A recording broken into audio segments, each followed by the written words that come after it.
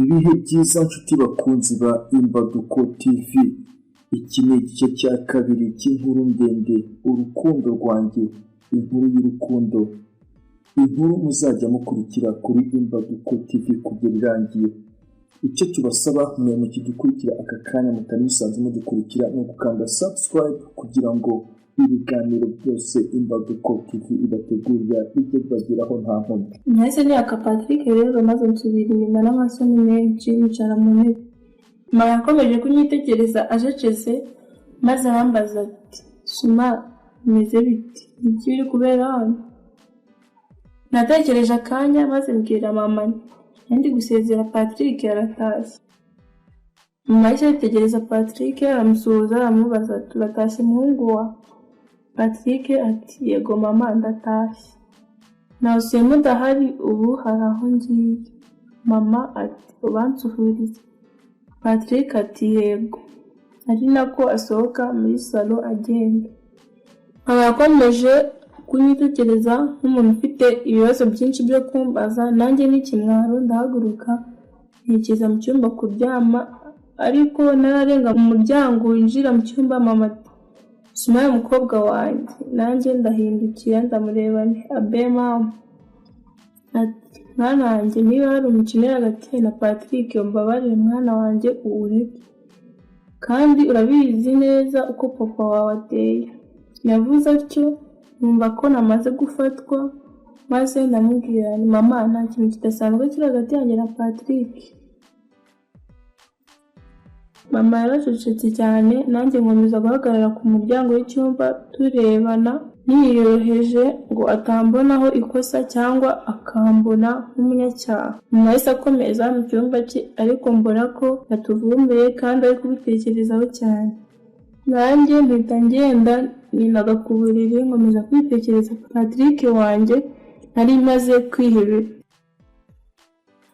Urukundo rwatangiye kungurumanamo, ntangira kumva ameze nk'umurwayi kubera ko Patrick atari iruhande rwanjye.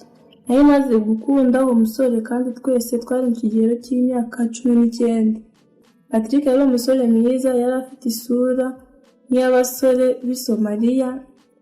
Umusore wari ufite igikuriro ku buryo nabonaga ko nyuma y'imyaka 2 azaba ari umusore buri mukobwa yakwifuza.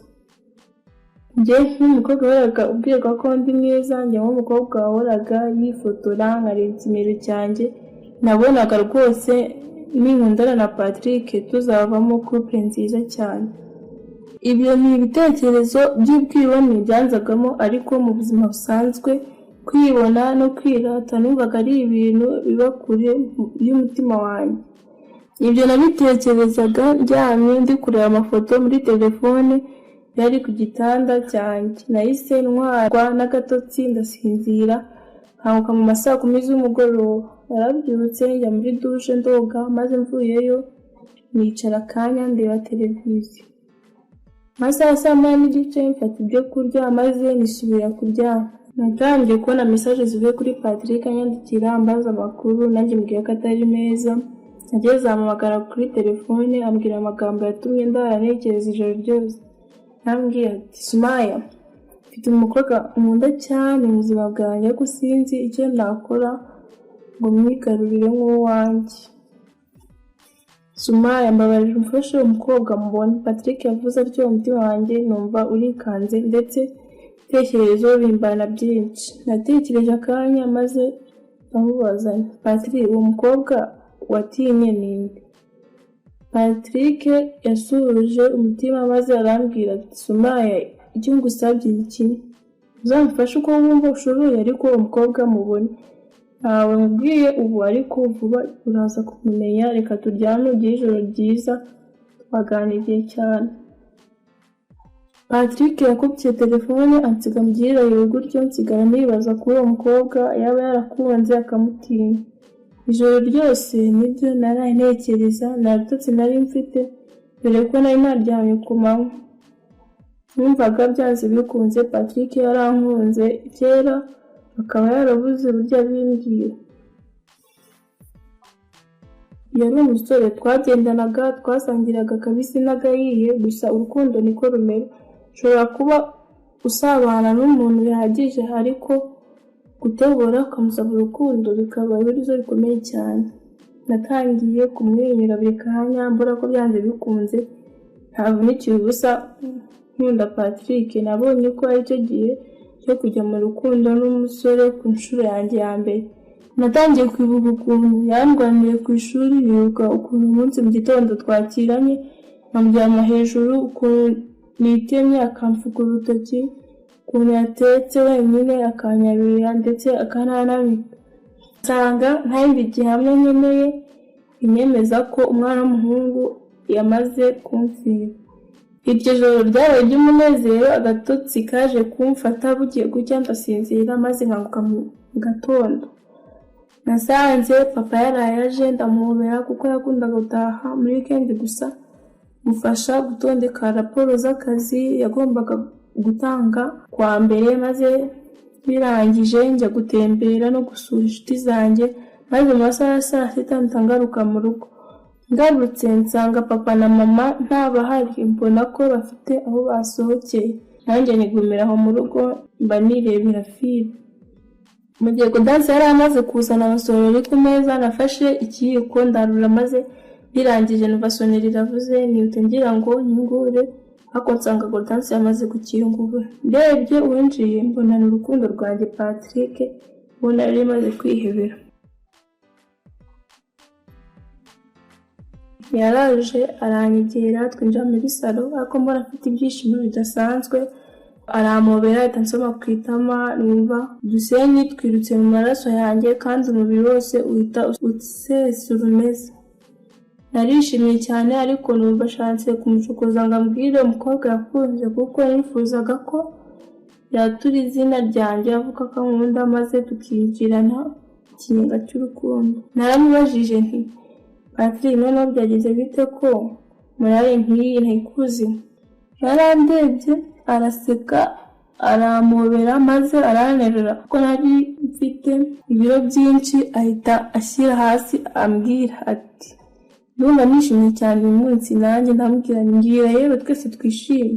Yahise agenda yihuta yicara mu ntebe z'imisego ariruhutsa, ari nako areba hejuru muri plafo, maze aravuga ati suma kanyuma na nyuma ubusabe bwanjye bwumviswe. Yavuze atyo numva ngiye mu rujijo, ndamubaza ubusabe ki kandi? Bararangije se basabye akazi ahantu none akabonye? Araseka aravuga ati oya nibijyanye n'ibyo naraye mubwiye nijoro, uriya mwana w'umukobwa Naome mukunda kuba muri kumwe ku ishuri, maze igihembwe cyose naramusariye ku buryo utabyumva, yagerageje gukoresha amarenga nkabona ntabyumva. Ubu kuva cya gihe ejo gusezera niyo nari ngiye kureba ndamwigisha, mbona nari mu gatondo niyo nabyukiye mutera imirongo, none ndabona yemeye. Mbega Patrick yavuze atyo, umutima wanjye uhita umuhondagura ntazi uko bigenze, numva umugongo uracitse ndetse numva amarira atangiye kuzenga mu maso.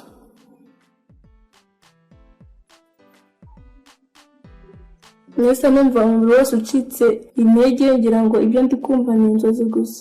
Nisanze nicaye ku ntebe nazi igihe nagereye apeti yo kurya ibiryo byari imbere yanjye, niyo yabanje kugenda mbere n'ibyishimo byanjye. Yaravuze amagambo akomeretsa umutima, ukunda bikaba bikurushaho kumva ko yakunze umukobwa w'inshuti yanjye magara nka Naome. Wari umutego ukomeye cyane nguhemo, ndetse n'ikigeragezo kitari cyoroshye kwihanganya. Numvise Patrick ambaza ati bigenze bite sumwara ko mbona uhaye nk'umurwayi? Namaze akanya nubitse umutwe w'amaguru yanjye, amarira ari gutemba nk'umugezi. Patrick yahise asa n'unyegera ahita yegura umutwe wanjye arabaza ati bigenze bite inshuti yanjye, ubaye iki?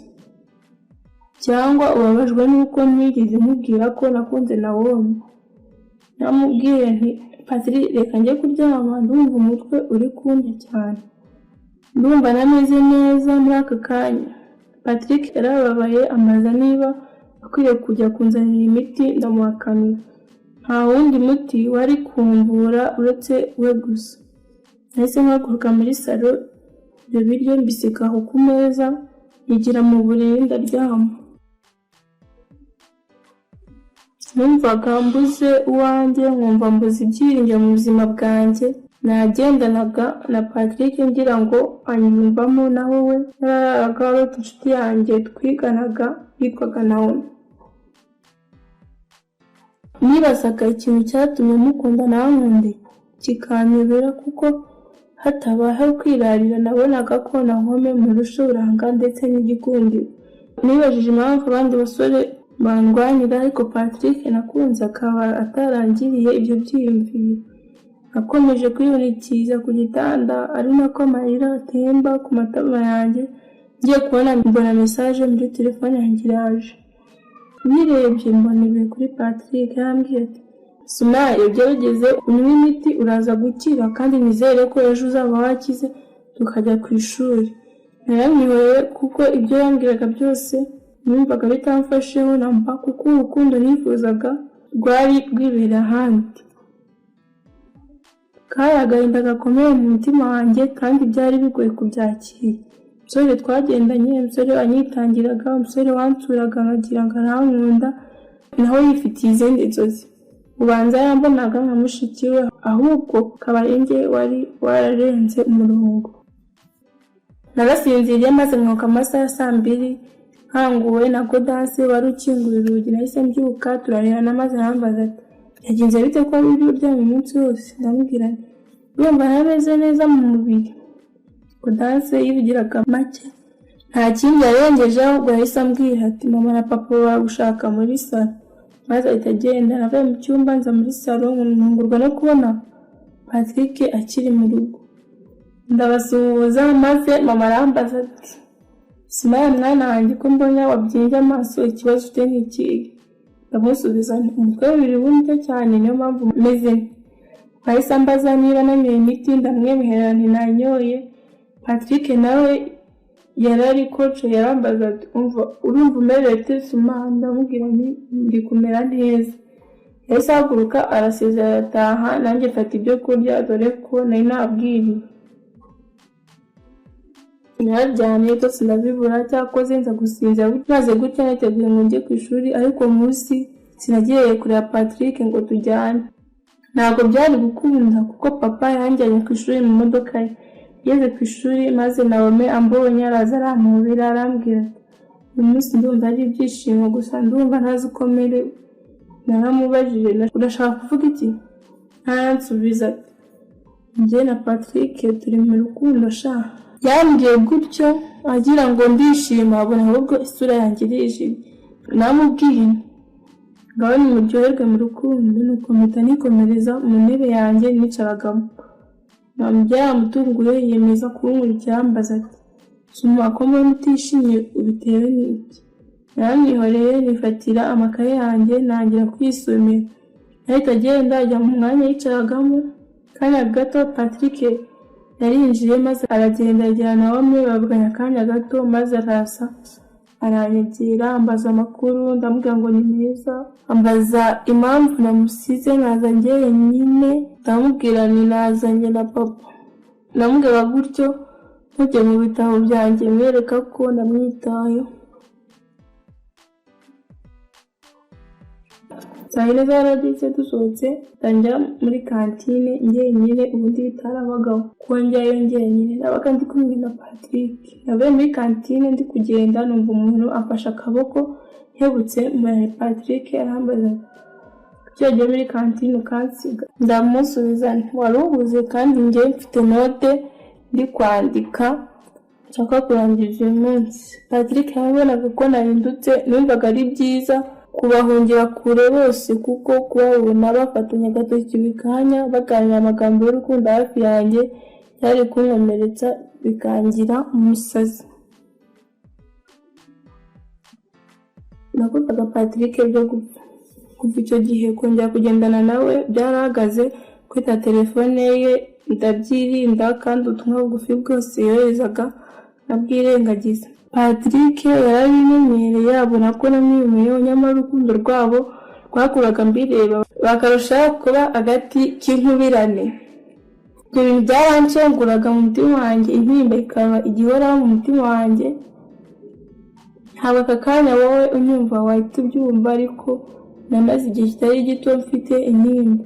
Kuva mu wa 4 kugeza mu wa 6 Patrick yaragikundana na Naomi kandi nanjye urukundo nari narakunze Patrick numvaga rwaranze kumvamo.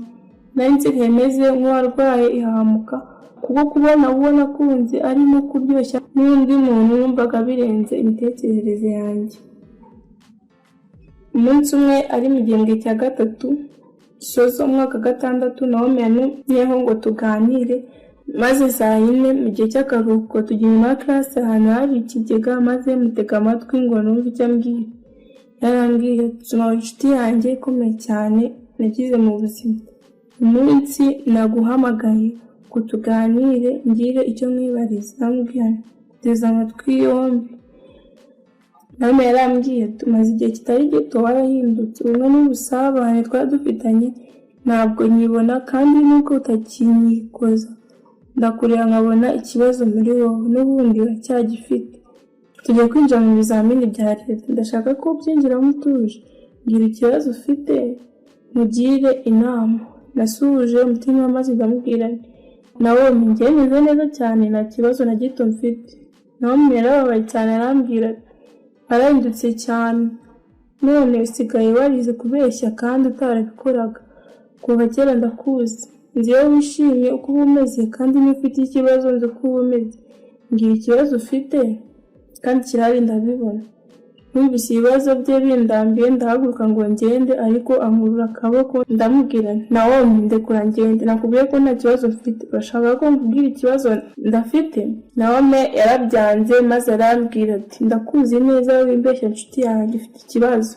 Numvise nimba inyuze umutima maze ntegereza Naomi nsanga ndi kumubwira nk'uwatombotse kandi amarira ashoka. Ndamubwira nta kibazo mfite ahubwo ikibazo ni Patrick mukunda cyane.